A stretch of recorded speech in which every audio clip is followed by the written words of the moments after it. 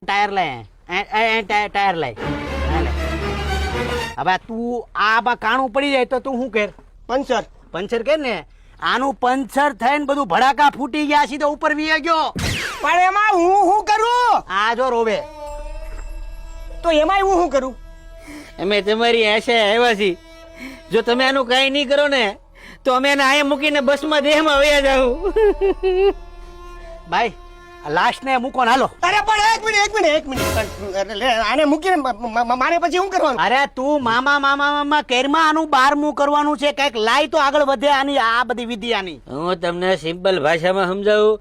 દાદા ગુજરી ગયા છે, આનું કોઈ છે નહીં આગળ પાછળ, અને આપણે બધા મળીને આનું પૂરું કરવાનું છે.